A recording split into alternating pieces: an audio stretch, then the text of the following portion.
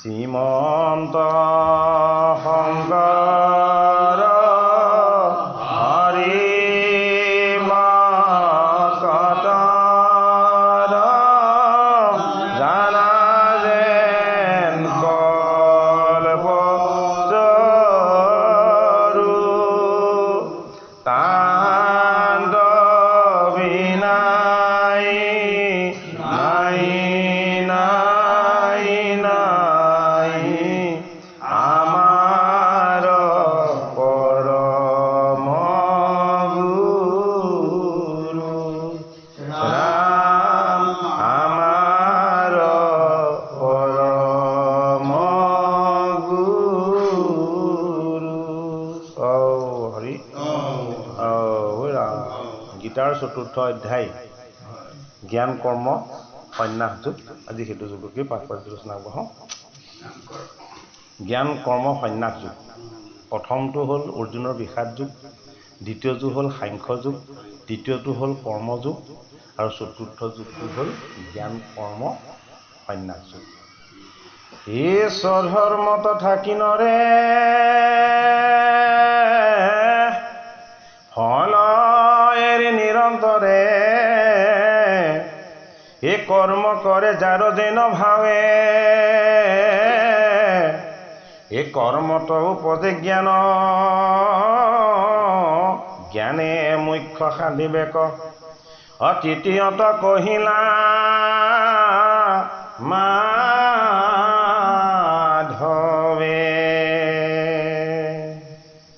কৃষ্ণ পদ কমলত তাত মধু আছে যত হে পান কৰ এই ভকত ভমৰে হে মধুপানে মত্ৰ হুয়া মত্ৰ এৰিলে আনমত হে মুখ্য কেজ কটাক্ষ নকৰে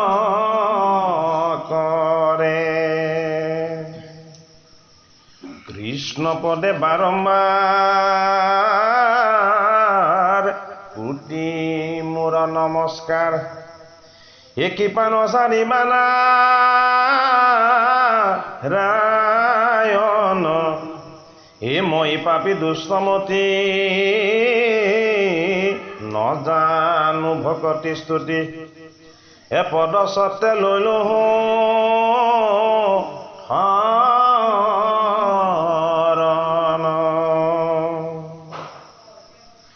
ও কৃষ্ণে বোলে ধনঞ্জয়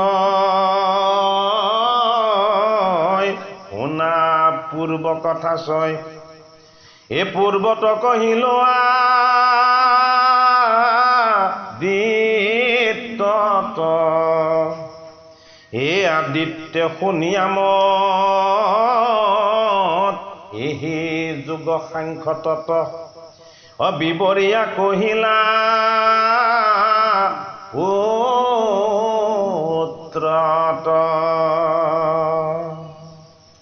হে আদিত্যত নয় পুনু নামে শ্ৰদ্ধ দেৱ মনু হে শুদ্ধ মতি মহন্ত উদাৰ এ পাছে ৰাজ্য কৰি ভোগ পুত্ৰক দিলন্ত যুগ বৈষ্ণৱ খাকোনা মজাৰ এ তাৰ পুত্ৰ শুদ্ধমতী বিদেহ ৰাজ্যৰ পতি অনিমি বুলি খ্যাত সৰ্বলোকে এ হৰিপদ ধৰি মনে ৰাজ্য এৰি গৈলা বনে হেতেহে ৰাজ্য দিলন্ত পুত্ৰক। গোটেই কথাখিনি মই ক'ম। এইখিনি ইক্ষাকুৰ কথা, তাৰপিছত এইটো কিবা নিমি ৰজাৰ কথা আৰু যিজন হেৰিয়াৰ কথা ক'লে বৈৱস্বত মনু, যে এইসকলৰ কথা আছে মনু মনন্তৰৰ কথাৰ ভাগৱতৰ নৱম স্কন্ধৰ প্ৰাৰম্ভ। নৱম স্কন্ধত মনু মনন্তৰ মনুপুত্ৰসকলৰ বৰ্ণনা আছে। নৱম স্কন্ধত যিখিনি আছে তাত সেই কথাখিনি আছে। মানে ইক্ষাকুৰ আগত প্ৰায় 100টামান বংশ আছে। গোটেই বংশখিনিৰ ক্ৰমটো তাত পোৱা আছে। গোটেই তাত আভাসটো দি থৈছে। ইক্ষাকুৰ বংশটো আচলতে অতি প্ৰাচীন বংশ আৰু পুৰণি বংশ। আচলতে ইক্ষু মানে কুঁহিয়াৰ, বুজি পাইছেনে? ইক্ষু মানে কুঁহিয়াৰ, ইক্ষাকু মানে মধুময় ৰস যি বোৱাই দিয়ে, নিমি মানে সেই ৰসক নমাই দিয়াৰ যিটো পথ। সেইটো মানে নিমি ৰজাই 9টা প্ৰশ্ন সুধিলে সিদ্ধগণক, বুজে ন? এতিয়া বাসুদেৱ কৃষ্ণই গীতাৰ 4ৰ্থ অধ্যায় জ্ঞান কৰ্ম সন্ন্যাস যোগ। গীতা শাস্ত্ৰভাগ কি? যোগশাস্ত্ৰ। গীতা শাস্ত্ৰ অন্য শাস্ত্ৰৰ লগত নিমিলে। মানে যোগ শাস্ত্ৰ মানে কি? যোগ শাস্ত্ৰ মানে হ'ল সাধনাময় শাস্ত্ৰ। সেইটো কাৰণে গীতাক কোৱা হয় ব্ৰহ্মবিদ্যা বুলি। সেইটো কাৰণে গীতাক কোৱা হয় ভৱতাৰিণী বুলি, গীতাক কোৱা হয় ত্ৰয়ী বুলি, গীতাক কোৱা হয় গংগা বুলি। গীতাৰ অনন্য নাম আছে। সেই নামবিলাকৰ যোগেদি ইয়াৰ তত্ত্ব অৰ্থৰ মৰ্মবিলাকো প্ৰকাশ হৈছে। এতিয়া 4ৰ্থ অধ্যায়টো হ'ল জ্ঞান কৰ্ম সন্ন্যাস যোগ। প্ৰথম অধ্যায়টো হ'ল বিষাদ যোগ। বিষাদ মানে কি? প্ৰথম অধ্যায়ত তাকে দেখুৱালে, বুজিছেনে? তেনে প্ৰথম অধ্যায়টোত আছে ঐতিহ্য কথন। সেনাসকলৰ কৌৰৱ পাণ্ডৱৰ আৰু মহান মহান বীৰসকলৰ ঐতিহ্য কথনটো আছে গীতাৰ প্ৰথম ভাগত। দ্বিতীয় ভাগটোত গীতাৰ যিটো বিষাদ যোগ, দ্বিতীয় ভাগটোত আছে দৈন্যতা প্ৰকাশ। অৰ্জুনৰ কি নাই, অৰ্জুনে কি নোৱাৰে, অৰ্জুনৰ যিখিনি সামৰ্থ্যহীন অৱস্থা, হয়নে? সেই গোটেইখিনি গীতাৰ বিষাদ যুগটোত প্ৰথম আছে ঐতিহ্য কথন।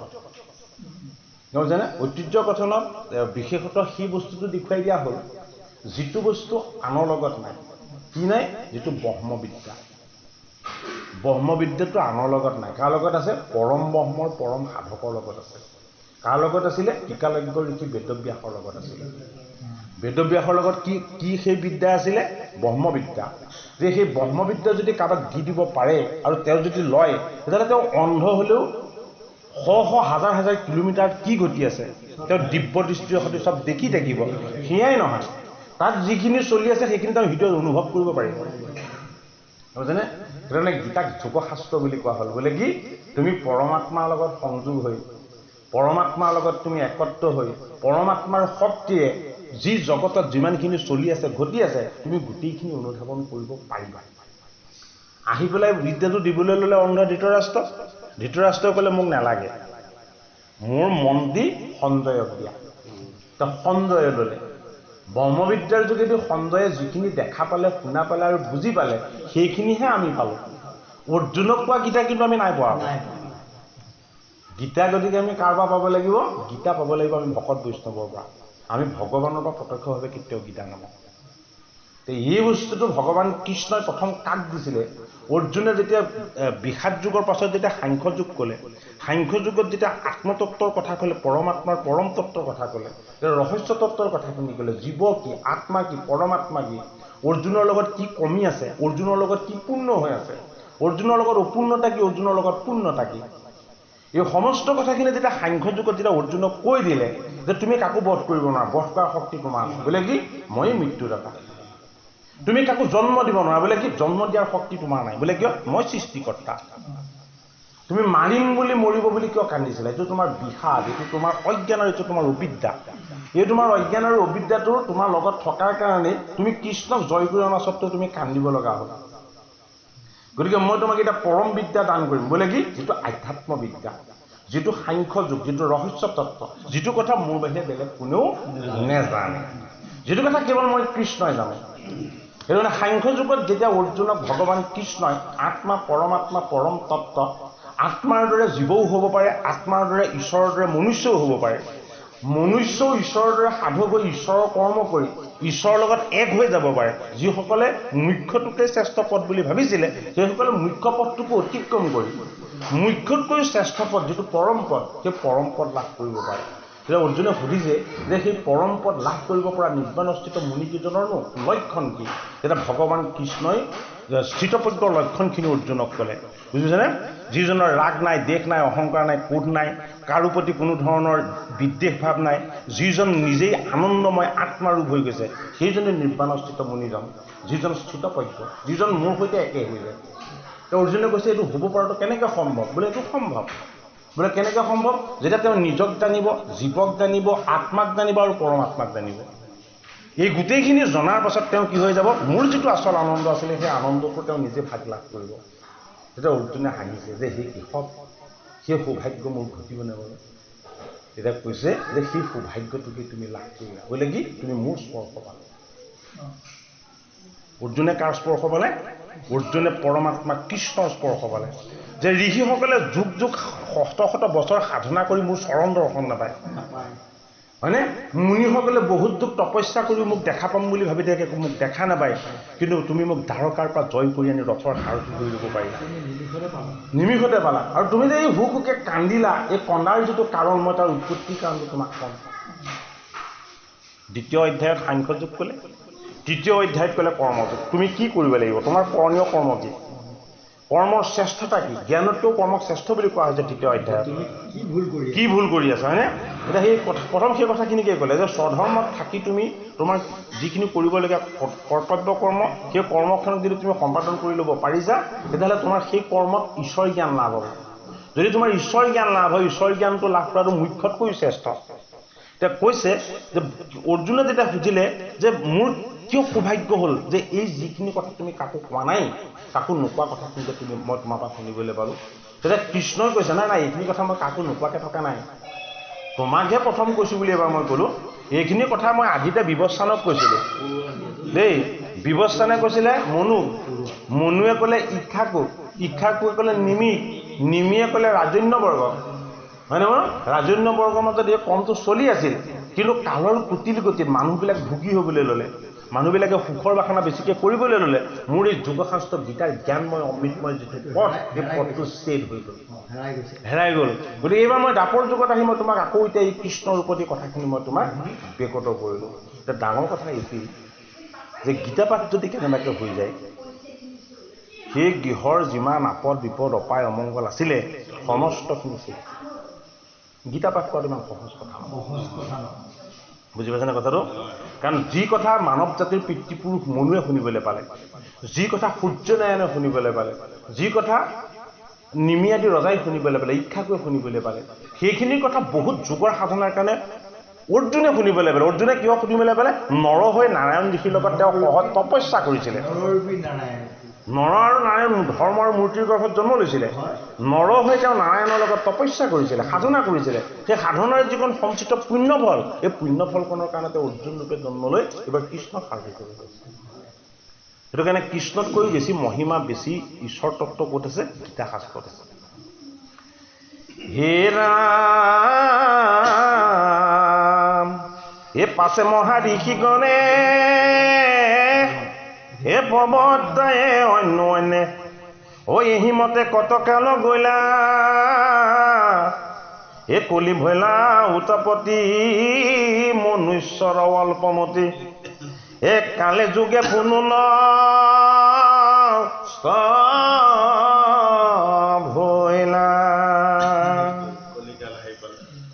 এই কালটো সময়টো আমাৰ আৰু ব্ৰহ্মলোকত ডিফাৰেঞ্চ আছে ভাগৱতৰ নৱম স্কন্ধত কুকুটনিৰ কথা আছে ৰেৱতীৰ কথা আছে ব্ৰহ্মলোকলৈ যেতিয়া কুকুটনি গ'ল তেতিয়া তেওঁ সত্যলোকৰ লোক আছিলে তেওঁ বহুত ওখ ডাঙৰ প্ৰকাণ্ড মানুহ আছিলে হয়নে তাত তেওঁ সাধনাত থাকি ব্ৰহ্মাদেৱৰ লগত থাকোঁতে এই কলিত আমাৰ পৃথিৱীৰ ২৭টা যুগৰ পৰিৱৰ্তন হৈ গ'ল এই কথাখিনি নৱম স্কন্ধত আছে ২৭টা যুগ সলনি হোৱাৰ পাছত সত্যত এটা দাপৰ কলি ২৭ বাৰ হৈ গ'ল তেতিয়া যেতিয়া মানে তেওঁ মৰ্ত্যলৈ নামি আহিছে এতিয়া মৰ্ত্যৰ মানুহবোৰ তেনেকৈ সৰু যে তোমাৰ কন্যা ৰেৱতীৰ কাৰণে স্বামী বিচাৰি তুমি ক'তো যাব নোৱাৰিব ক'তো নাপাবা তেওঁৰ যোগ্য স্বামী বোলে কোন পৰমেশ্বৰ অনন্ত আহি ৰামৰূপত জন্ম ল'ব বলৰামে তোমাৰ কন্যাক বিবাহ কৰাব তেওঁৰে শক্তি সামৰ্থ্য আছে যে তেওঁ ইমান ওখ ডাঙৰ যদিও তেওঁৰ সৈতে সমান কৰি ল'ব পাৰিব সেইটো কাৰণে বলৰামে তেওঁৰ নাঙলটোৰে সৈতে ৰেৱতীক তেওঁ সমান কৰি লৈছিলে এই কথাখিনি নৱম স্কন্ধত আছে কালৰ পৰিৱৰ্তন আৰু সময়ৰ বিৱৰ্তনটো শাস্ত্ৰই স্বীকাৰ কৰিছে আৰু কৰ্ম অনুসৰি এই যোগশাস্ত্ৰৰ যিখিনি আধ্যাত্মিক ঈশ্বৰ জ্ঞান এই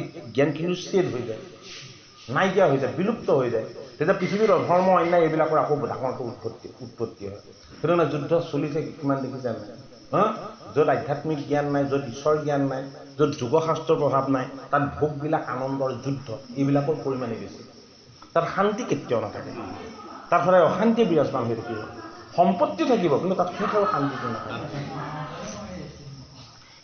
আৰু শুনা সৰ্বসাচী তোমাতক হওঁ বাচি যাচি ৰহস্য যে অতি গুপ্যমত সিদ্ধমুনি নজানয় বিনা ভক্তি নপাৰয় কিন্তু সখী তুমি প্ৰিয়তম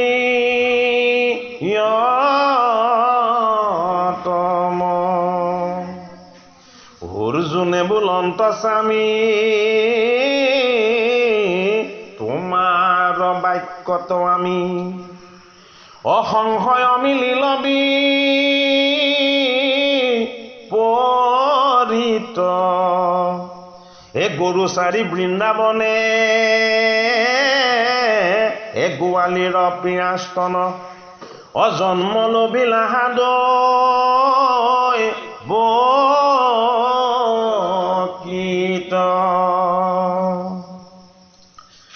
অতি আদ্য বৈবস্বত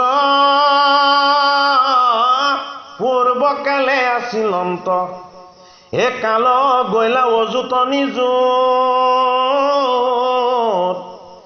তাহাৰ কথাৰ তত্ত্ব জানিলা হাকেন মত ইটো কথা অতি অদ্ভুত।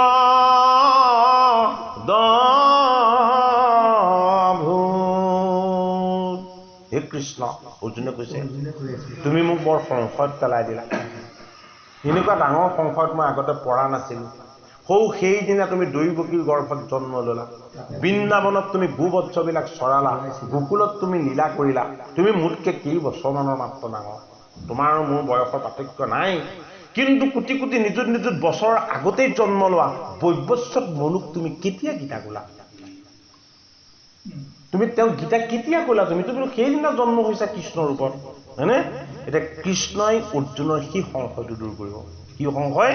যে তোমাৰ জন্ম হ'লে জন্মটো মই তোমাক মায়াৰ দ্বাৰা দিওঁ।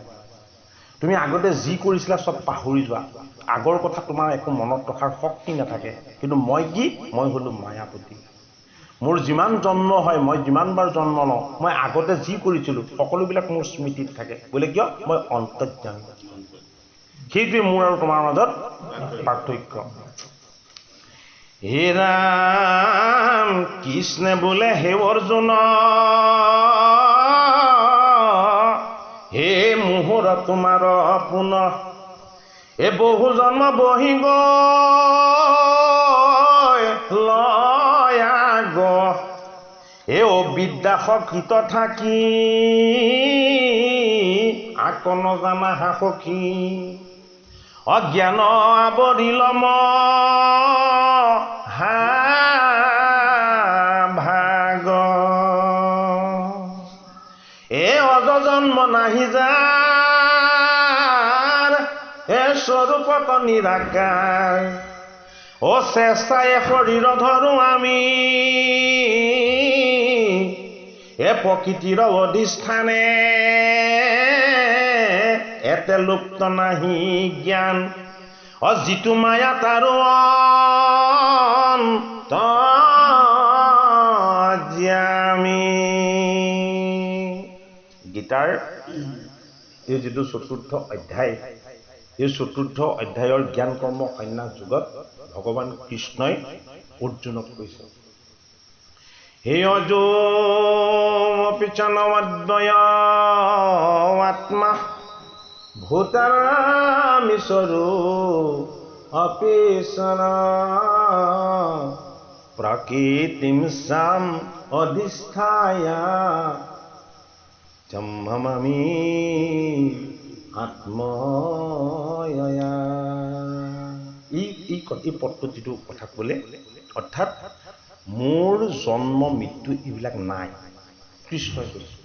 তুমি মোক যে এই দেহ ৰূপত কৃষ্ণক দেখি আছা, এইটো মোৰ দেহ ৰূপ নহয়, এইটো মোৰ কি ৰূপ? মই মোৰ নিজৰ ইচ্ছা শক্তিয়ে ধাৰণ কৰা এইটো মোৰ আত্মাৰূপ, এইটো মোৰ চিন্ময় ৰূপ। সেইটো কাৰণে সকলোৱে মোৰ এই ৰূপটো দেখা নাপায়। মই কৃপা কৰাৰ কাৰণে তুমি কৃপাবশতঃ মোক এই ৰূপটোত দেখা পালা। অৰ্জুনক কৈছে কৃষ্ণই কৈছে দেই, মোৰ জন্ম নাই, মোৰ মৃত্যু নাই। মই আগতে কি কৰিছিলোঁ সকলো মই অন্তৰ্যামী শক্তিৰ যোগেদি সকলো মোৰ মনত থাকে। কিন্তু মই তোমাক মায়াৰ তত্ত্বৰে জীৱৰ তত্ত্বৰে তোমাক জন্ম দিছোঁ তুমি কি কৰিছিলা তোমাৰ কিন্তু একো মনত নাই তুমিয়ে মই একেলগে কি কৰিছিলোঁ কিন্তু মই সকলো মোৰ জ্ঞাত বোলে কি মই হ'লো বেদবী মোৰ সমস্ত কথাই মোৰ মনত থাকে মই অন্তৰ্যামী ভৱিষ্যতে কিখিনি হ'বলৈ গৈ আছে সেইখিনি মই সম্পূৰ্ণৰূপে মোৰ জ্ঞাত আৰু অতীতত যিখিনি হৈ গ'ল সেইখিনি মই গোটেইখিনি জানো সেইটোৱে তোমাৰ আৰু মোৰ মাজৰ পাৰ্থক্য অৰ্জুনক কৈছে যে তুমি আৰু মই ধৰ্ম আৰু মূৰ্তিৰ গৃহত নৰ আৰু নাৰায়ণ ঋষিলৈ জন্মগ্ৰহণ কৰিছিলোঁ আমি দুইজনেই সেই সময়ত দিব্য তপ আচৰণ কৰিছিলোঁ সেইবাৰ মই নাৰায়ণ ঋষিৰ ৰূপত অৱতাৰ লৈছিলোঁ আৰু তুমি নৰৰ ৰূপত জন্ম লৈছিলা মোৰ সেইখিনি কথাও মনত আছে কিন্তু তোমাৰতো মনত নাই জানো সেইটো কাৰণে মই মোৰ নিজৰ ইচ্ছা শক্তিয়ে মই মোৰ নিজক নিজে নিৰ্মাণ কৰি ল'ব পাৰোঁ আৰু মই লগে লগে মোৰ অন্তৰ্ধান বিদ্যাৰ যোগেদি মই কি হ'ব পাৰোঁ মই লগে লগে অদৃশ্য হৈ যাব পাৰোঁ বোলে মই কি মই আত্মা পৰমাত্মা তুমি প্ৰথম এইটোৱে অনুভৱ কৰি লোৱা তোমাক যিজনে গীতা কৈ আছে সেইজন পৰমাত্মা সেইজন গোটেই সমস্ত জগতৰ মালিক তুমি সেইজনক প্ৰথম জানি লোৱা এইটো কাৰণে জ্ঞান কৰ্ম সন্ন্যাস জ্ঞানত কৰ্ম বন্ধন দূৰ হ'ব কৰ্ম বন্ধন দূৰ হ'লে মুখ্য সুখৰ আনন্দ লাগিব মুখ্য সুখৰ আনন্দটোৰ নাম হ'ল সন্ন্যাস চতুৰ্থ অধ্যায়ৰ নামটো অৰ্থ আছে জ্ঞান কৰ্ম সন্ন্যাস যোগৰ হে ৰাম পূৰ্বে যত হৈয়াও আছে এ হৈবে কজতে কপ আছে এ পূৰ্বা পৰে জানো ধন জয় এ স্বৰূপ নজানি লোকে মনুষ্য বোলয় মুক এ আৰু বোলে দৈৱ কি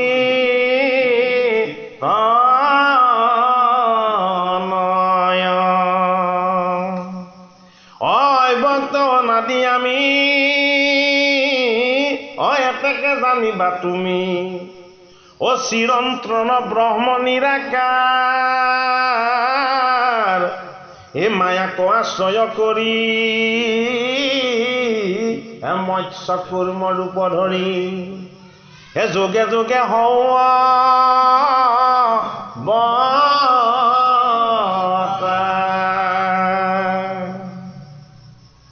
পুণ্য যেবে নষ্ট কৰিল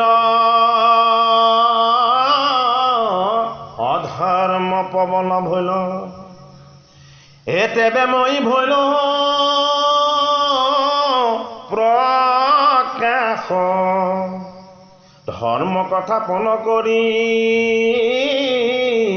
অধৰ্মক দূৰ কৰি এ দুৰ্জন জনকক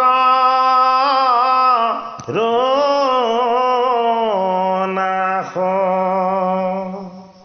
অপাৰ্থে বোলে যদুৰাই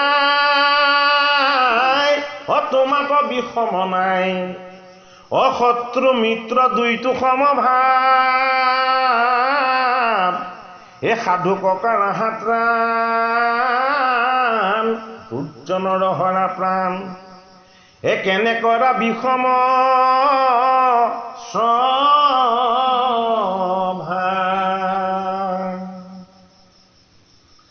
কৃষ্ণে বোলে কহো শুন হেন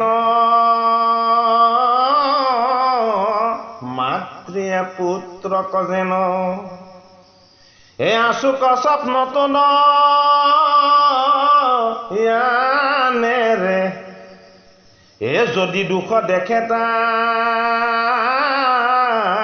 এ নকৰয় পৰিহাৰ তথাপিতো দিহ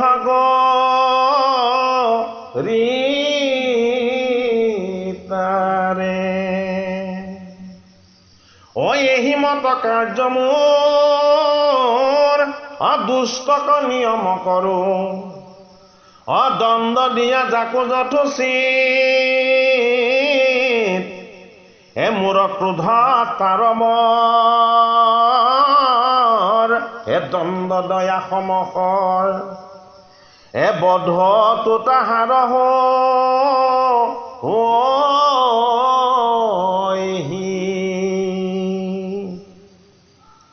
এ দেশ ভাৱে গালি পাৰে এহি মতে মুকনেৰে এ তাৰ ভক্তি হুৱে দে ভাৱে এ হিংসা চিন্তে কায় বাক্যে এতেকে হে স্নেহে বাঁধে এ মৰি মূৰ স্বৰূপ পাৱে অ কৃষ্ণদেৱ কল্পতৰু হৃদয়ৰ প্ৰিয় গুৰু হে উচ্চ নিশ্চ নাহিকে যাহাৰ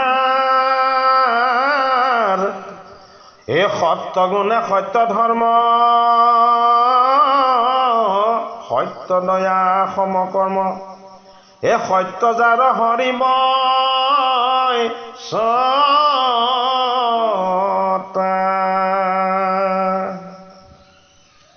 হে গুণময় পৰিহৰি নিৰ্গুণ ভকতি ধৰি সুখে হুৱে সংসাৰ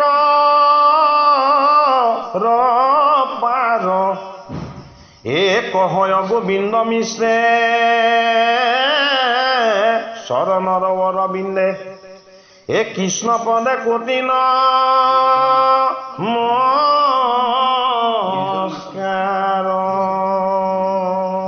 অৰ্জুনে কৃষ্ণই ক'লে যে মোৰ জন্ম নাই, মোৰ মৃত্যু নাই, মই অক্ষয় যোগ্য, এই গোটেই জগতৰ প্ৰকৃতিত মই চিন্ময়। ক'লে কি মই আত্মাৰূপ, মোক কোনেও দেখা নাপায়। প্ৰকৃতিৰ প্ৰতিটো সত্তাতে মই বাস কৰি আছোঁ। মোৰ দুটা তত্ত্ব আছে, এটা হ'ল অন্তৰংগা, এটা হ'ল বহিৰংগা।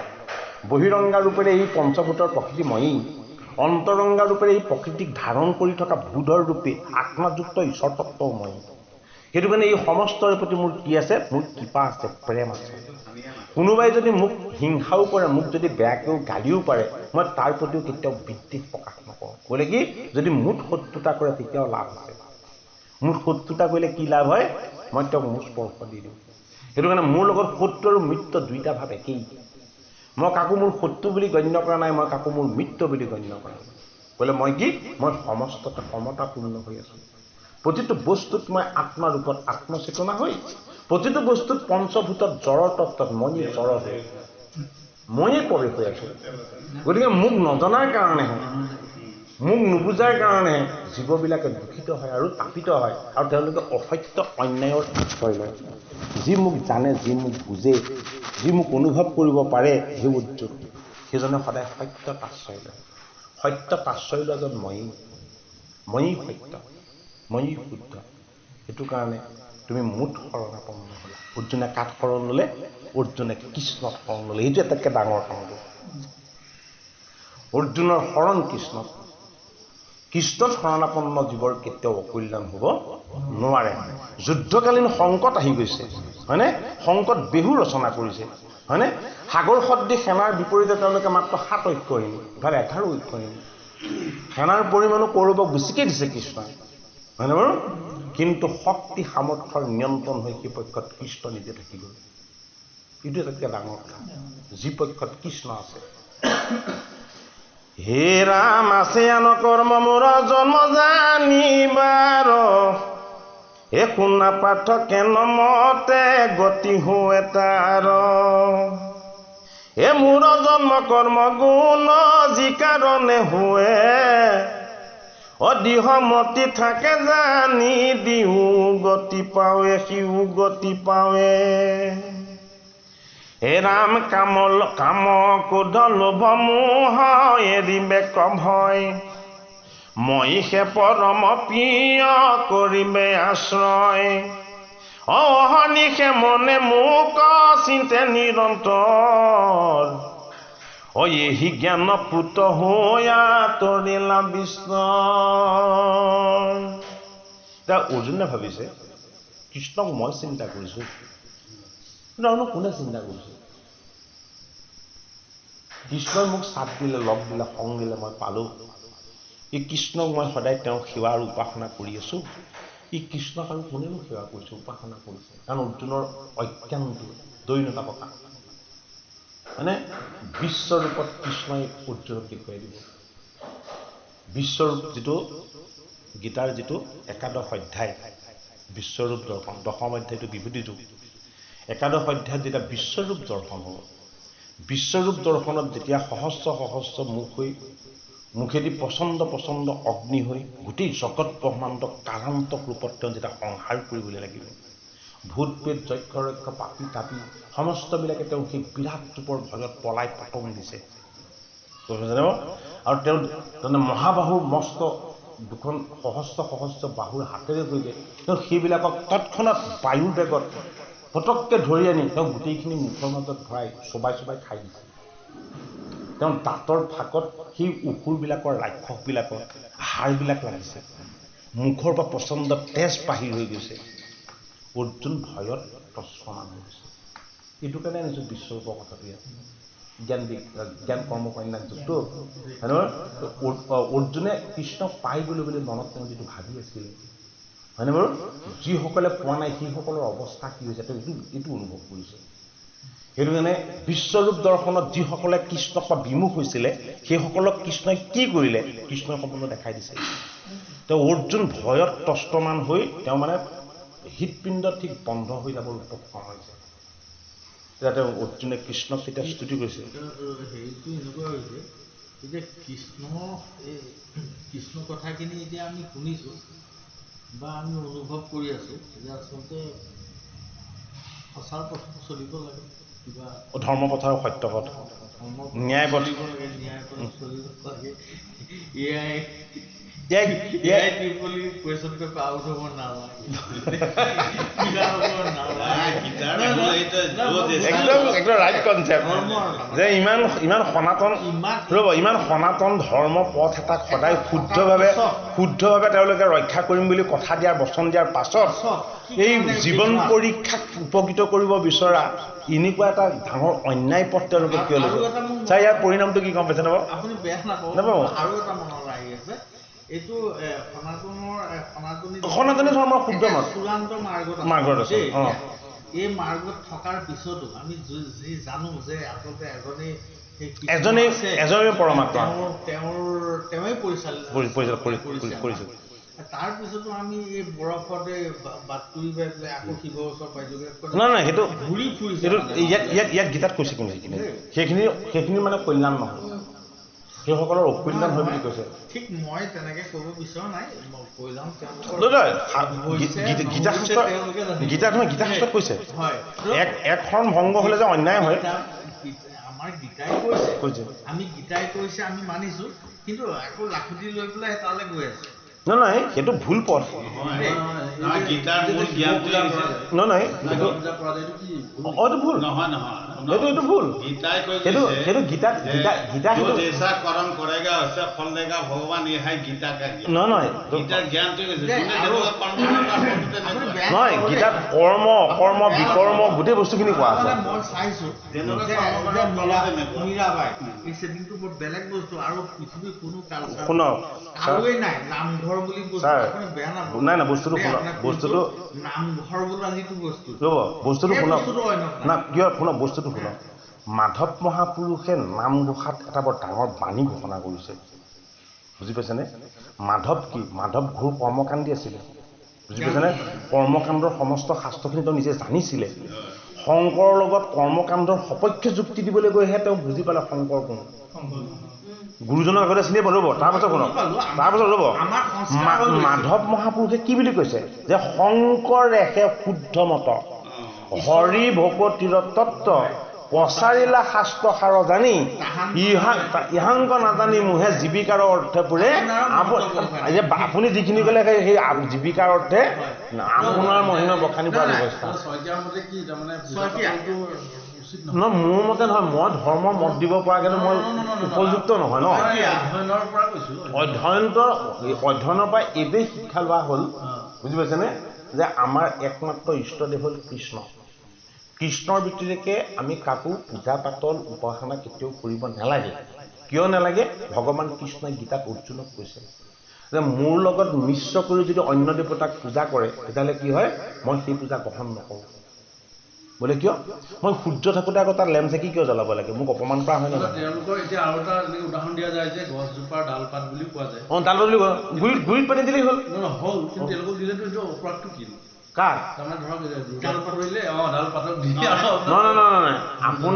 আপোনাৰ মাটিখিনি যেতিয়া সম্পূৰ্ণ আপোনাৰ নামত ৰেজিষ্ট্ৰেশ্যন হৈ থাকিব, আপোনাৰ ল'ৰা ছোৱালীক পইচা দি যদি কোনোবাই মাটিটো কিনিবলৈ বিচাৰে সেই মাটিটো আপুনি চহী কৰি দিয়ালৈকে হস্তগত হ'ব জানো? বস্তুটো মই আপোনাক সাধাৰণ উদাহৰণ এটা বুজাই দিছোঁ আৰু তাতকৈ বেলেগ প্ৰয়োজন নাই কৰা এইবোৰ বেদ এই গীতা শাস্ত্ৰত এই কথাখিনি স্পষ্ট কৈছে যে চন্দিয়েহে জগত সৃষ্টি কৰিছে, চন্দিকে পূজা পাতল কৰিলে মানে ঈশ্বৰ সন্তুষ্ট হ'ব বুলি বেদত কোনোবা এখিনি মাৰ্কেন্দ্ৰীয় পুৰাণত ক'ৰবাত আছে। তেওঁ অৰ্জুনক সেই কথাখিনি উনুকিয়াই দিছে যে এইখিনি ভুল কথা, এইখিনি কথা মই কোৱা নাই, এইখিনি কথা মই কৈছোঁ বুলি মানুহে লোক সমাজত প্ৰচাৰ কৰিছে। এইবাৰ সেইটো কাৰণে মই তোমাক কৃষ্ণ ৰূপত আহি মই মোৰ শুদ্ধ মতটো এইবাৰ তোমাক প্ৰচাৰ কৰি দিলোঁ। সেইটো কাৰণে আমি মত এটাই ল'ব লাগিব, এটা মত যিটো মত ভাগৱতৰ আৰু যিটো মত গীতাৰ। কাৰণ ভাগৱত কি? ভাগৱত ভগৱানৰ বাংময় মূৰ্তি। গীতা কি? গীতা হ'ল ভগৱান কৃষ্ণৰ শ্ৰীমুখৰ বাণী।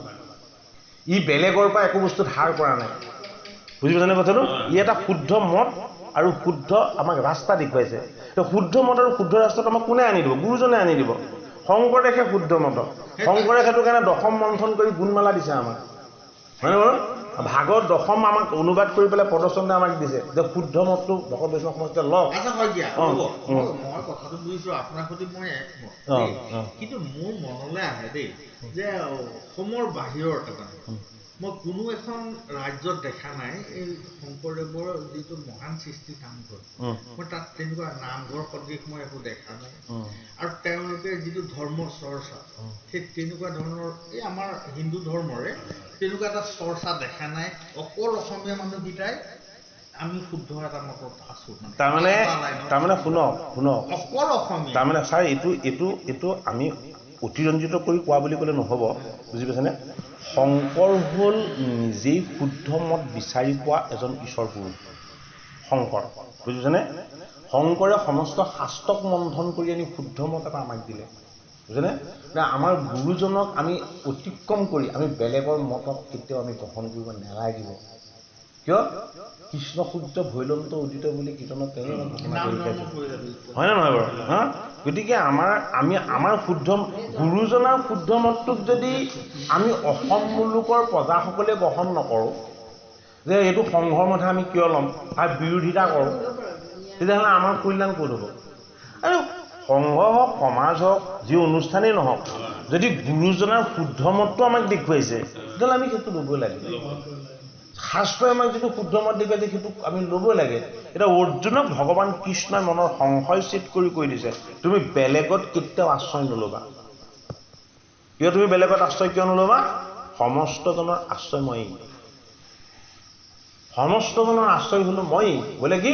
ব্ৰহ্মাই মোক সেৱা স্তুতি উপাসনা কৰিয়ে সৃষ্টি কাৰ্য কৰিব পাৰিছে, শিৱই মোৰ নাম জপ কৰি কৰিহে তপময় সাধনা কৈলাশ নামত কৰিব পাৰিছে, বিষ্ণুও সমস্ত জীৱক পালন কৰিব পাৰিছে মোক উপাসনা কৰি। তিনিদেৱৰ কথা ভাগৱতৰ 2য় স্কন্ধত আছে, সৃষ্টিৰ ৰহস্যৰ কথা ভাগৱতৰ 3য় স্কন্ধত আছে, 4ৰ্থ স্কন্ধত ভাগৱতত আমি ভক্তি কেনেকৈ কৰিব লাগিব ভক্তিৰ শুদ্ধ মাৰ্গটো আছে, 5ম স্কন্ধত ভক্তিৰ মাৰ্গটো কিমান গভীৰ সেই কথাটো আছে, 6ষ্ঠ স্কন্ধত নামৰ কি মহিমা, নামৰ কি ঐশ্বৰ্য, নাম আৰু গুৰু আৰু ঈশ্বৰ এই তত্ত্ববিলাক কি 6ষ্ঠ স্কন্ধত আছে, 7ম স্কন্ধত আছে ভক্তি কেনেকৈ কৰিব লাগিব, ভক্তি কেনেদৰে হ'ব লাগিব, ভক্তি ভকত ভগৱান ঈশ্বৰ এই বস্তুটো কি 7ম স্কন্ধত আছে, 8ম স্কন্ধত 4টা তত্ত্ব আছে, 9ম স্কন্ধত মনুপুত্ৰসকলৰ বৰ্ণনাৰ লগতে ভগৱন্তৰ যিমানবিলাক অৱতাৰ তত্ত্ব ৰহস্য তত্ত্ব 9ম স্কন্ধত আছে, 10মত কৃষ্ণলীলা। আমাৰ ভাগৱত নপঢ়ে, ভাগৱত নুশুনে, ভাগৱত বুজিবলৈ যত্নও নকৰে, হয়নে বাৰু? গতিকে শুদ্ধ মতটো নহয়, শুদ্ধ মতটো আমাক শাস্ত্ৰই দিছে। যদি আমি শুদ্ধ মতটো নলওঁ, শুদ্ধ মতটো যদি আমি পালন নকৰোঁ, তেতিয়াহ'লে আকাশত সূৰ্য থাকক, যদি আপুনি গছৰ তলত ৰৈছে তেতিয়াহ'লে সূৰ্য পোহৰ নপৰিব। যদি চিচুকীয়া ঠাইত আছে তেতিয়াহ'লে তাততো কোনো ধৰণৰ আপুনি ভাল ফচল কেতিয়াও নাপাব। গতিকে ভাগৱত সূৰ্য, নাম সূৰ্য, কৃষ্ণ সূৰ্য এই বস্তুটোৰ আমি ওচৰলৈ যাবই লাগিব, বুজানে বাৰু? আৰু গীতা কি? গীতা ভগৱান কৃষ্ণৰ শ্ৰীমুখৰ বাণী। গীতাৰ যিটো মাহাত্ম্যত কৃষ্ণই কি কৈছে? মই কৃষ্ণ, অৰ্জুন, যাজ্ঞবল্ক্য, শুক, ব্যাস এই সকলো গীতাৰ মাহাত্ম্য বোলে কিঞ্চিতে জানে, কিঞ্চিতে জানো বুলি ক'লে। বোলে কিয়? মোৰ যোগশাস্ত্ৰ গীতাৰ ইমান মহিমা আছে। সেইটো কাৰণে এই শাস্ত্ৰক শ্ৰৱণ কীৰ্তন কৰিবলৈ কতো কম সৌভাগ্য নহয়, বুজিছে কথাটো? আৰু এইটো হ'ল নিৰ্গুণ ভক্তি।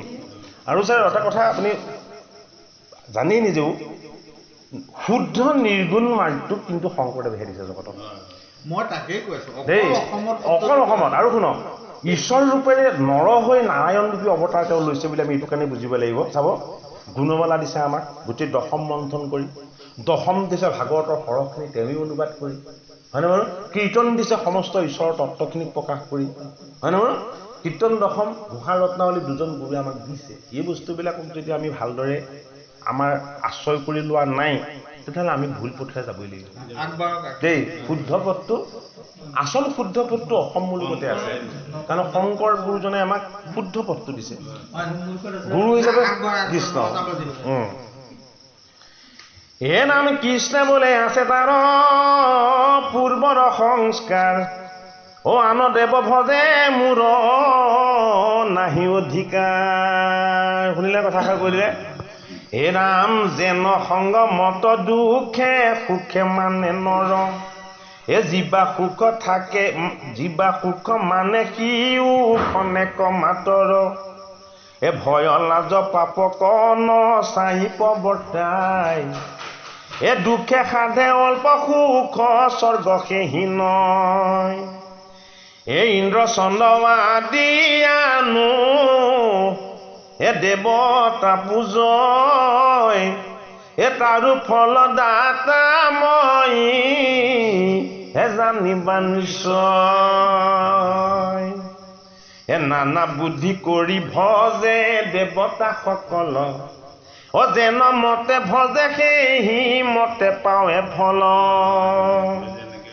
অ বিভূতি সহিতে সেৱা হে লক্ষ্মী কৰে মোৰ এ কল্প বৃক্ষ এৰি সেৱা কৰয় কান্ত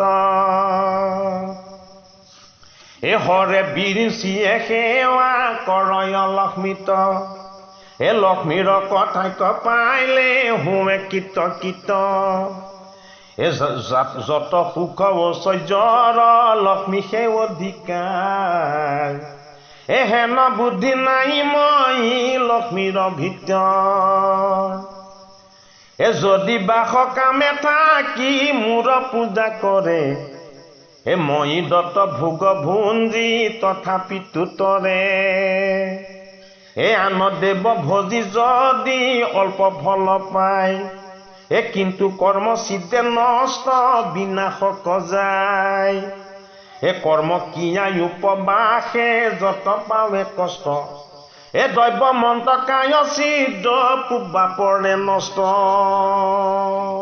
হলো এতিয়া গাড়ী এখন কিনিলে এখন মানুহে পূজা দিবলৈ হেৰিলৈকে সেইটো ইণ্ডিভিজুৱেল সেইটো ইণ্ডিভিজুৱেল দেই সেইটো ইণ্ডিভিজুৱেল হয় নহয় কিন্তু কিন্তু কিন্তু এক শৰণীয়া সংঘৰ সমাজৰ ভকতে কিন্তু গাড়ী কিনি কেতিয়াও মন্দিৰলৈ নিনিয়ে তেওঁলোকৰ সেইটো শুদ্ধ সংস্কাৰ আছে যিসকলৰ এখন শুদ্ধ নহয় তেওঁলোকেহে নিয়ে গম পাইছেনে কথাটো এইটো মই কোৱা কথা নহয় দেই এইটো দেখা কথা আমি গম পাইছেনে বাৰু আৰু আমি অন্য দেৱ দেৱী এইবিলাকক পূজা কৰাটো আমাৰ নিজৰ ব্যক্তিগত সিদ্ধান্ত ধৰ্মনিৰপেক্ষ ৰাষ্ট্ৰ হিচাপে আমাৰ সংবিধানেও সেইটোক কোনে কাক পুজিব তাক নিৰ্ণয় কৰি দিয়া নাই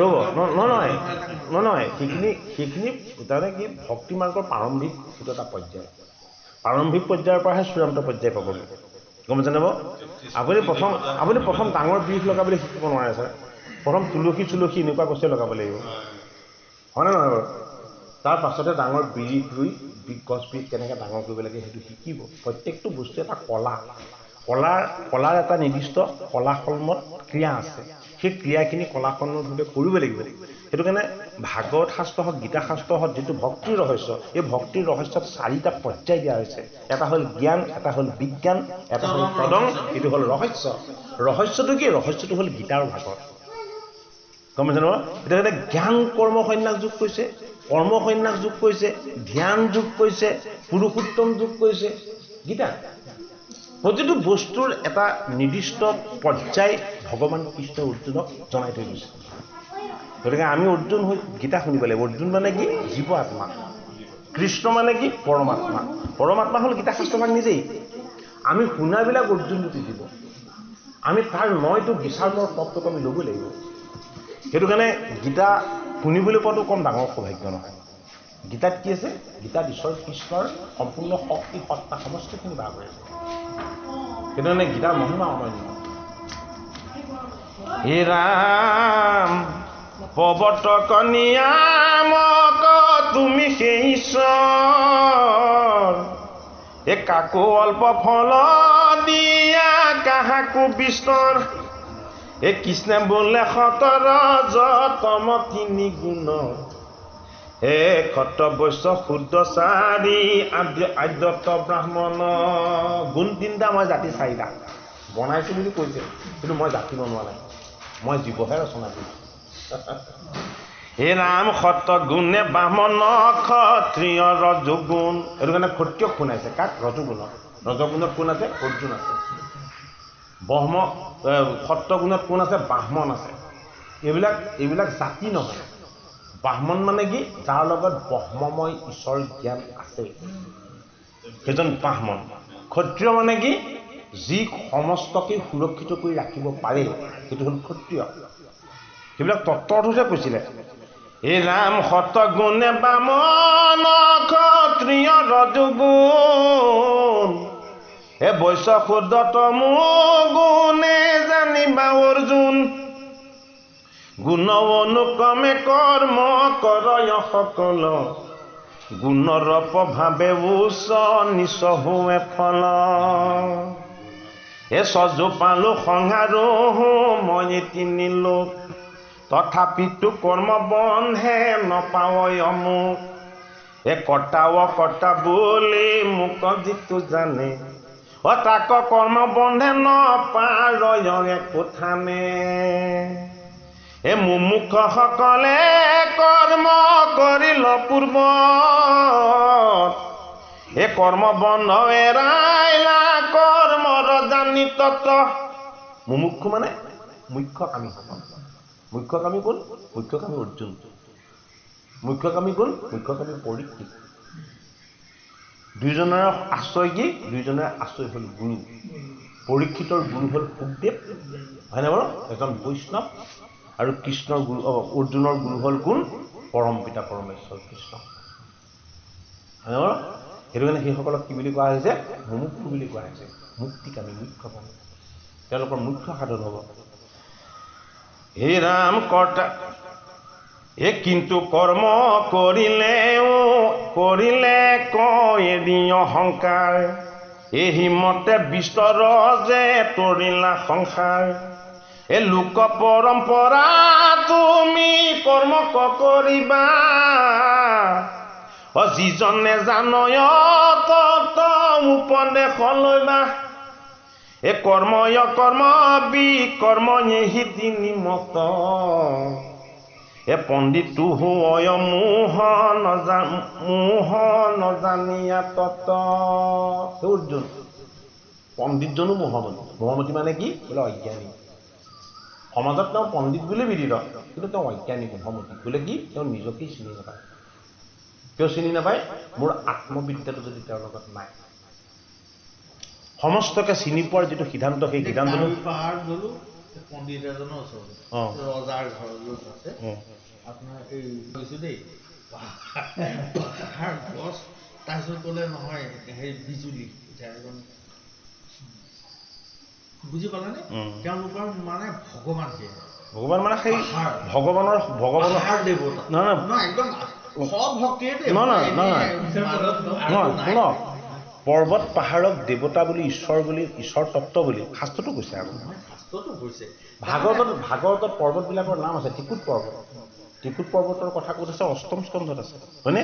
ত্ৰিকুট পৰ্বত যদি কেনেবাকে স্পৰ্শ হয়, তেতিয়াহ'লে ঈশ্বৰৰ পুণ্য ভাগ পায় বুলি কৈছে। অষ্টম স্কন্ধত কৈছে। মহেশ বা আমাৰ কৃষ্ণ তেনেকুৱা বিলাকৰ মানে সিমানখিনিলৈকে পোৱা নাই। তেতিয়া মই জানিলো এওঁলোকে বহুত ষ্টেজৰ তলত আছে, পিছত আছে। তেওঁলোক এছটি, মোৰ মনলৈ আহি গ'ল দেই। বেকৱাৰ্ড হৈ আছে। তেওঁলোকক আমি হাঁহিবলগীয়া নাই। তেওঁলোক এছটি, একচুৱেলি তেওঁলোক এছটি হয়, কাৰণ তেওঁলোকে তাৰমানে আমাতকে বহুত জেনেৰেশ্যন পিছত আছে। তাৰমানে বহুত জেনেৰেশ্যনৰ পিছত আহি আমাৰ অকণমান হয়তো ওচৰে পাজৰে মোৰ মতে কি জানেনে? মোৰ মতে কি তাৰমানে তেওঁলোকক আপুনি পিছপৰা বুলিও ক'ব নোৱাৰে। মোৰ মতে কি তাৰমানে মই নিজে ভাবি পাওঁ মানে ধৰ্ম মানে হৈছে এটা অলৌকিক বা অতিলৌকিক শক্তিৰ বিশ্বাস আৰু সেই বিশ্বাসটোৰ আলম লৈ গঢ়ি উঠা মতবাদটো হৈছে ধৰ্ম। এতিয়া আমাৰো বিশ্বাস যে ভগৱান কৃষ্ণ তেওঁলোকৰ মতেও হৈছে অতিলৌকিক। তাৰমানে পৰ্বত পাহাৰ নদ নদী এইবিলাকতে ঈশ্বৰত্ব লুকাই আছে, বুজি পাইছেনে? তাৰপৰা শুনক, গীতাত কিন্তু এটা কথা কৈছে দেই, নদীবিলাকৰ মাজত মই গংগা, গম পাইছেনে বাৰু? পৰ্বতবিলাকৰ মাজত মই হ'লো হিমালয়, মন্দৰ পৰ্বত, গম পাইছেনে? অলৌকিক, তাৰমানে এই সত্তাবিলাকত ঈশ্বৰ কৃষ্ণ বিৰাজমান। আপুনি ভাগৱত শাস্ত্ৰভাগ যদি ভালকৈ অধ্যয়ন কৰি দেখিব, ভাগৱতত ভগৱান কৃষ্ণৰ নাম যিমান আছে, নদ নদী পৰ্বত পাহাৰ ভকত বৈষ্ণৱ সাধু সন্ত দৈত্য অসুৰ ৰাক্ষস এইবিলাকৰ নামো সমানে আছে, হয়নে? শাস্ত্ৰভাগটো বৈকুণ্ঠৰ শাস্ত্ৰ, সেই শাস্ত্ৰভাগত ইমানবিলাক উপকৰণ কিয় দিয়া হৈছে, হয়নে বাৰু? তাতো যাতে আমি ঈশ্বৰত্বক সন্ধান কৰিব পাৰোঁ, এক কৃষ্ণৰ ঈশ্বৰ তত্ত্বক আমি যাতে তাতো বিচাৰ কৰি ল'ব পাৰোঁ। সেইটো নে ঈশ্বৰ সত্তাটো আপুনি মই আইডেণ্টিফাই কৰি দিব পৰা বস্তু এটা নহয়। ঈশ্বৰ সত্তাটো হ'ল এটা অনুভৱী বস্তু। সেইটো কাৰণে গীতা শাস্ত্ৰত সেই অনুভৱী বস্তুটোক সকলোতে বিৰাজমান হৈ আছে, আৰু অনুভৱী বস্তুটোকে তেওঁ দেখি আছে ভগৱান কৃষ্ণই। যুদ্ধলৈ কৈছে অস্ত্ৰ নধৰোঁ আৰু যুদ্ধ নকৰোঁ, সাৰথিহে হ'ম, হয়নে বাৰু? এতিয়া কৃষ্ণৰ আচল ঐশ্বৰ্যটো সেইটো যে মই সৰ্বত্ৰ বিৰাজমান হৈ আছোঁ, ময়ে কৰ্তা, সকলোখিনি ময়ে কৰি আছোঁ, কিন্তু মই কৰাটো নেদেখে মানুহে, জীৱই নেদেখে। বোলে কিয় নেদেখে? কাৰণ মই পৰম সত্তা। গীতাত সেইটোকে কৈছে। হে ৰাম পাৰ্থে বোলে কৰ্মৰ যে কিবা আছে মৰ্ম, এ লোকে যে ব্যাপাৰ কৰে তাৰ নাম কৰ্ম, এ নকৰিলে ব্যাপাৰ অকৰ্ম সেহি হয়, তাত কেনে বোলা পণ্ডিত মোহ হয়। কৃষ্ণে বোলে তিনিটো আশয় বুজিবা, এ কৰ্মা কৰ্ম বিকৰ্ম বুলিয়া কহে যায়, সেহি গোট কৰ্ম বেদ শাস্ত্ৰে বোলে যায়, এ অকৰ্ম বোলয় বেদে নকৰো তাহাই। বেদে যিটো শুদ্ধ সিদ্ধান্ত দিছে, মত দিছে, এইমতে তুমি কৰিবা আৰু চলিবা, সেইখিনিক কৈছে কৰ্ম। যিখিনিক কৰিবলৈ বেদে বাৰণ কৰিছে অথচ কৰিছে, সেইখিনি হ'ল অকৰ্ম। হে ৰাম যি গোট বিকৰ্ম তাত পায়সিত, কৰ্ম অকৰ্ম আৰু যিটো বিকৰ্ম, বিকৰ্ম মানে কি? যিটো কেতিয়াও হ'ব নালাগে। বিকৰ্ম কোনে কৰিছিলে? বিকৰ্ম পৰীক্ষিতে কৰিছিলে। কি বিকৰ্ম কৰিছিলে? সাধন সিদ্ধ ঋষিজনৰ কলত মৰা সাপ মেৰিয়াইছিলে, হয়নে বাৰু? এতিয়া বিকৰ্ম কৰাজনৰো সদগতি হ'ল, ভাগৱত শাস্ত্ৰ শ্ৰৱণ কৰি। হে ৰাম ইহাৰ ততক কেহু নপাৰে বুজিত, যাক জানি সংসাৰৰ আপদতৰে পুন, তাহাৰ ৰস কহু শুনিও অৰ্জুন। এই বেদে কহে বুলি কৰ্ম কৰে সৰ্বনৰ, কিন্তু নুবুজয় অৰ্থ বেদৰ বাক্যৰ, স্বৰূপত বেদ বাক্য মূৰ বুলি কৱে, সুখ মাত্ৰ কহি স্বৰ্গ পথ প্ৰৱৰ্তাৱে। মই ক'লো বুলি বেদৰ বাক্যবিলাকক প্ৰচাৰ কৰি চবেই সুখ কামনা কৰিবলৈ ল'লে। বোলে সুখটো কি? ক্ষণস্থায়ী। এই স্বৰ্গ সুখটো কামনা কৰাটো মই বেদত কোৱা নাই, কিন্তু মই কৈছোঁ বুলি তেওঁলোকে তেওঁলোকৰ নিজৰ মত আৰোপ কৰিছে। অৰ্জুনক কৈছে গীতাত, যেন শিশু ভাল মন্দ নাহি তত্ত্ববোধ, লাৰু বুলি লোভ দিয়া পিয়াৱে ঔষধ, তাৰ যেন ঔষধৰ ব্যাধিৰ দূৰ ফল, কৰ্মৰ মুখে সে ফল জানিবা সকল। বুজাই দিলেনে? যে মই স্বৰ্গৰ সুখটো দেখুওৱা নাছিলোঁ, মোক ভক্তি কৰিবৰ কাৰণে, ভক্তিৰ পথলৈ আহিবৰ কাৰণে মই কিছুমান উপকৰণ কৰি দেখুৱাইছিলোঁ। সেই উপকৰণবিলাককেই মোৰ সেৱা বুলি গ্ৰহণ কৰি ল'লে। বোলে কি? শিশু এটাক দৰৱ খুৱাব নোৱাৰি, বৰ জটিল কাম। তাক দৰৱ খুৱাবৰ কাৰণে প্ৰথমতে গুড় অকণমান দেখুৱাই লোৱা হয়, গুড়কণ খুৱাইছোঁ বুলি তাৰ ভিতৰত দৰৱটো ভৰাই দিয়া হয়, কিন্তু দৰৱটো নেদেখে, সি গুড়কণহে দেখে। খাওঁতে সি গুড়কণ খায়, কিন্তু ক্ৰিয়াটো ঔষধৰহে হয়। মই মোৰ বেদৰ ৰহস্যটো মই তেনেকৈ প্ৰচাৰ কৰিব বিচাৰিছিলোঁ, কিন্তু গুড়খিনিহে খালে, মাখনটো নাখালে, অমৃতটো নল'লে। সেই কথাটো এতিয়া অৰ্জুনক কৃষ্ণই বুজাই কৈ আছে। হে ৰাম তাৰ যেন ঔষধৰ ব্যাধিৰ দূৰ ফল, কৰ্মৰ মুখ্য সে ফল জানিবা সকল, হে বেদ জানো বুলি যিটো কৰে অহংকাৰ যিমতে উপজে বেদ ভেদ কহুতা এ দেহে যে আছয় চাৰি চক নিৰূপমা এ পয়সন্তী বৈখৰী আৰু পৰা যে মধ্যমা আধাৰ চকৰ পৰা পদ্ম শুদ্ধৱাতী অচাৰি দল কণিকা যে কৰে পৃতজ্যোতি এ অসংখ্যাত নাৰী আছে দেহৰ ভিতৰ তাৰ মধ্যে নৱ নাৰী আছে মুখ্যতৰ এ নৱৰো মধ্যত তিনি নাৰী অনুপাম ইৰাজে পিংগলা আৰু সুষুম্না যে নাম ৰজ শত আৰু তম ই নাৰীৰ তত্ত্বটো গুণময় ঈশ্বৰ তত্ত্ব বুলি দেখুওৱা হৈছে আমাৰ ৭২,০০০ নাৰী আছে ৭২,০০০ নাৰীৰ ভিতৰত তিনিডাল নাৰী প্ৰধান এটা হ'ল পিংগলা এডাল হ'ল ইৰা আৰু এডাল হ'ল সুষুম্না ভগৱান কৃষ্ণৰ প্ৰৱেশ স্থানটো ক'ত সুষুম্নাত নাই কৃষ্ণ প্ৰৱেশ হৈ আছে গম পাইছেনে বাৰু পিংগলা আৰু ইৰা এই দুডাল নাৰীত তেওঁৰ শক্তি প্ৰৱেশ হৈ আছে কৃষ্ণ প্ৰত্যক্ষভাৱে প্ৰৱেশ হৈ আছে সুষুম্না নাৰী সেইটো কাৰণে যিসকলে যোগময় সাধনা কৰে তেওঁলোকে সেই নাৰীৰ তত্ত্বটো ভালকৈ চাই দেহৰ প্ৰতিটো তত্ত্বত তেওঁলোকে জ্যোতি দেখা পায় হৃদয়ত তেওঁলোকে শিশিক দৰ্শন কৰে গম পাইছেনে সেইটো কাৰণে তেওঁলোক কি হয় তেওঁলোক ব্ৰহ্মময় হৈ যায় কিন্তু আমাৰ এতিয়া কলিযুগৰ প্ৰজাৰ সিমান সাধন শক্তি নাই দেহবিলাকত বিষ বিৰাট এইবিলাক বিকাৰ আছে হয়নে বাৰু সেইটো কাৰণে সমস্ত বেদৰ সাৰ তত্ত্বটো আমাক দি দিলে বোলে কি মোৰ নাম জপোৱা নামত কি আছে মোৰ নিৰ্গুণ আত্মাৰ শক্তিখিনি আছে নাম যদি শ্ৰৱণ কীৰ্তন কৰা যোগময় সাধনাত যিখিনি নহ'ব সেইখিনি তাৰ দ্বাৰা আহিব সেইকাৰণে নামটো অমৃত বুলি কৈছে গীতা আৰু ভাগৱত শাস্ত্ৰত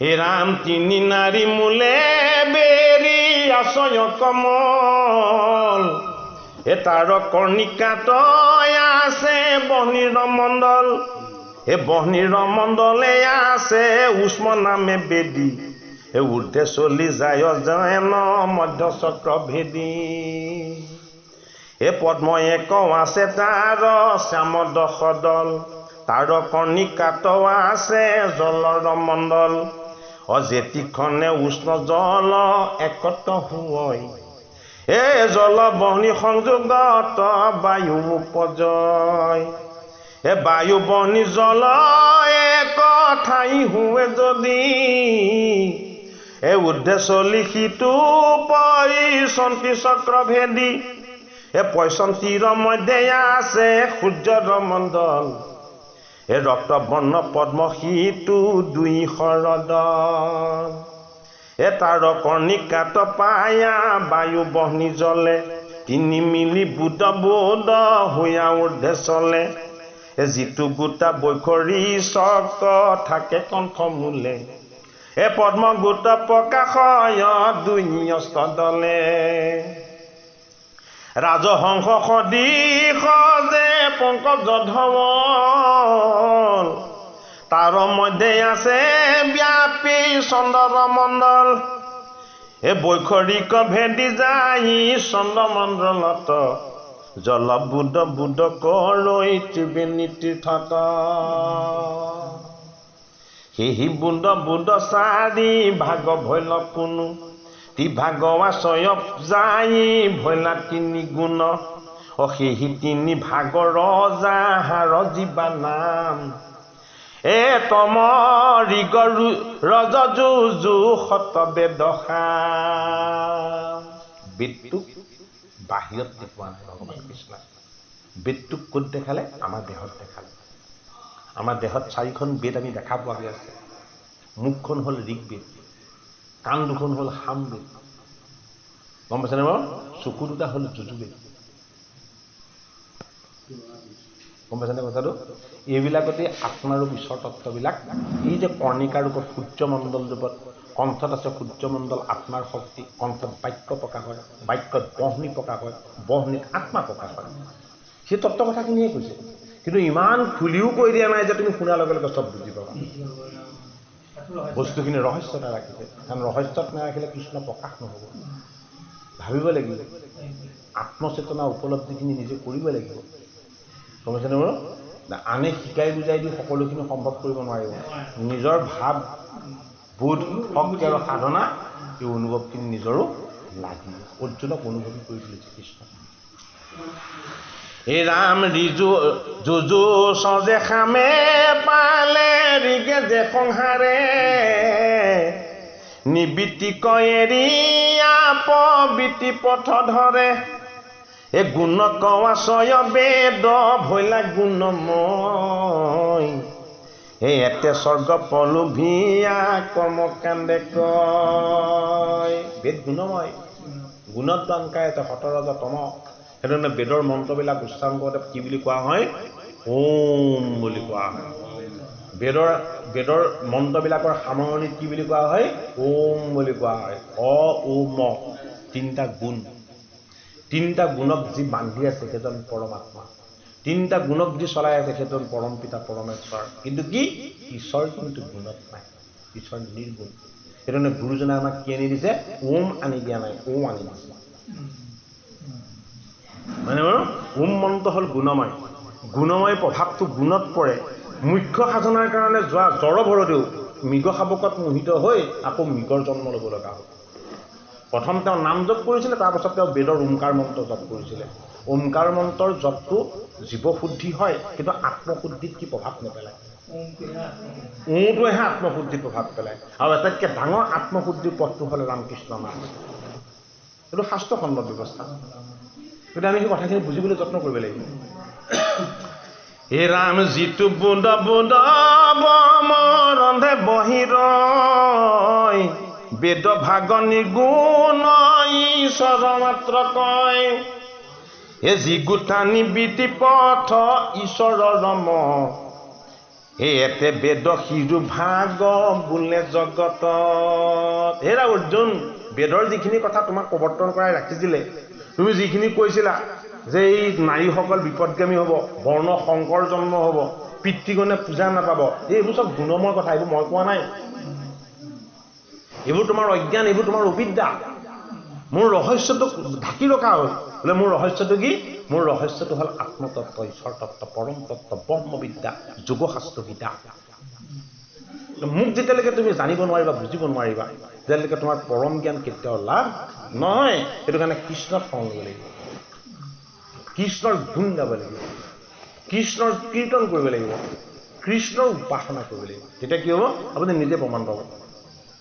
আপুনি নিজে প্ৰমাণ পাব আপুনি কৃষ্ণৰ নাম জপ কৰক কৃষ্ণৰ গুৰুজনাই দিয়া কীৰ্তন শাস্ত্ৰ দুটাইটা পাঠ কৰক মাধৱ মহাপুৰুষৰ নাম ঘোষা কেইজোপামান পাঠ কৰক আপোনাৰ নিজৰ মাজত নিজৰ পৰিৱৰ্তন নিজে দেখা পাব বুজি পাইছে নাই ক'ব নোৱাৰাকৈ পৰিৱৰ্তন হৈ যাব মানে কিয় ইয়াৰ নিৰ্গুণ বস্তু ইয়াত যি আশ্ৰয় লৈছে সি অসৎ পথৰ পৰা সৎ পথলৈ আহিবলৈ বাধ্য ইয়াৰ পৰা যি আঁতৰি গৈছে সি সৎ পথৰ পৰা গৈ অসৎ পথত বাস কৰিব সেইকাৰণে ভক্তি মাৰ্গটো বিপৰীত বুলি কৈছে ভক্তি মাৰ্গটো অতি বিপৰীত মাৰ্গ হে ৰাম বুদে বুদে হুৱে শব্দ উঠে কণ্ঠে যাৰ এই শব্দ ব্ৰহ্ম হৈ বা জ্ঞান দিয় লাগ পায় এই বৰ্ণ ভৈলে কমে বেদ হৈ প্ৰচাৰ পঢ়ে মাত্ৰ বেদ অৰ্থ নজানয়তা এই ঈশ্বৰৰ মুখৰ বাণী যত বেদ ছয় এই শিকাৰণে শব্দ ব্ৰহ্ম জগতে ঘোষয় এই যাক বোলে মুনি তিনি লোকে থাকে জ্ঞান এই ভূত ভৱিষ্যত সি জানয় বৰ্তমান এই নোৱা মুনিও চিন্তে আত্মজ্ঞানে ধ্যানে এ তথাপি বেদৰ অৰ্থ স্বৰূপ নজানে এ যদি বোলা বেদ অৰ্থ নজানয় ভেদ এ যেনে আকাশৰ পুষ্প সেই মত বেদ এ স্বৰূপত কহোঁ বেদ তাতো পৰ্যযত সেহিহে বেদজ্ঞ জানে মহাভাগৱত ভাগৱত মত লয়া জানিবা সকলে এবে কহোঁ কৰ্ময় কৰ্মক যাক বোলে আন দেৱ দেৱী পুঁজি কৰে যেই কাম নিশ্চয়ে অকৰ্ম বুলি জানা তাৰ নাম। বুজি পালে এতিয়া কথাটো? এই কথাটো এতিয়া নিপেন শইকীয়াই এনেকৈ ক'লে বুলি ক'লে মোৰ বদনাম হৈ যাব, হয়নে? আমি নাই কোৱা, আমি কাকো মত দিব পৰা শক্তি নাই। মতটো কোনে দিব? গুৰুৱে দিব, ঈশ্বৰে দিব, শাস্ত্ৰই দিব, হয়নে? গীতা শাস্ত্ৰই আমাক শুদ্ধ মত দিছে। গীতা শাস্ত্ৰৰ শুদ্ধ মতটো যদি আমি পালন নকৰোঁ, কোনে পালন কৰিব? গতিকে আমি আমি গুৰুদ্ৰোহী হ'লোঁ নে নহ'লোঁ? গুৰু ধৰ্ম লৈ অন্য দেৱ দেৱীক পূজা কৰা মানে আমি গুৰুদ্ৰোহী হ'লোঁ নে নহ'লোঁ? আমাৰ পাপ হ'ব নে নহ'ব? হয় নে নহয়? এতিয়া অশিক্ষিত মানুহে বাৰু নুবুজে বেলেগ কথা, আমি উচ্চ শিক্ষিত মানুহখিনি সেই কথাটো বুজিব লাগে ন, হয় নহয়? এই আধ্যাত্মিক সিদ্ধান্তখিনি আমি ল'ব লাগিব। এই নাম কিন্তু মন ভাগি যে কাম কৰ্ম কৰে, এজন যেন গলে শিলা বান্ধি সাগৰ কতৰে। অজ্ঞানীসকলে কি কৰে? তেওঁলোকে ভক্তি কৰিছোঁ বুলি ভাবে, কিন্তু ভক্তিৰ বিপৰীত কৰ্ম কৰি ডিঙিত শিল এটা বান্ধে, বোলে অন্য দেৱ দেৱী পূজা পাতল কৰে, বোলে কি সেই শিলটো বান্ধি জলত নামে, বোলে কি হয় সেই সাঁতুৰিব পাৰি ওপৰলৈ উঠিব পাৰিম বুলি ভাবিছিলে, কিন্তু তাতে ডুব যাব। এ ৰাম পায়চিত জপ তপ তীৰ্থ যজ্ঞ দান, অকৰ্মীৰ এতেকে প্ৰকাৰে নাহি ত্ৰাণ। যিসকল অকৰ্মী, যিসকলে আন দেৱ দেৱী পূজা পাতল এইসকল কৰে, সেইসকল অকৰ্মী বুলি কৈছে, অকৰ্ম কৰে তেওঁলোকে। বিকৰ্মত পায়চিত্ৰ আছে, অকৰ্মত পায়চিত্ৰ নাই। অকৰ্ম কি? কৃষ্ণক বাদ দি পিঠি দি বেলেগ দেৱ দেৱী আনক পূজা কৰা। কৈছোঁ মই আগতে কথা। এ ৰাম বিকৰ্মী গহিত কৰ্ম কৰে গুৰুতৰ, অকৰ্মিত কৰি বিকৰ্মীষে ভদতৰ। এ পায়চিত জানিবা হা বিকৰ্মীক লাগি, এ কৰি পায়চিত পাছে হুৱে পুণ্য ভাগি। বিকৰ্মৰ পায়চিত্ৰ আছে, অকৰ্মৰ পায়চিত্ৰ নাই। যিটো পায়চিত্ৰই নাই তেনেকুৱাটো কিমান বেয়া কৰ্ম হ'ব লাগিব।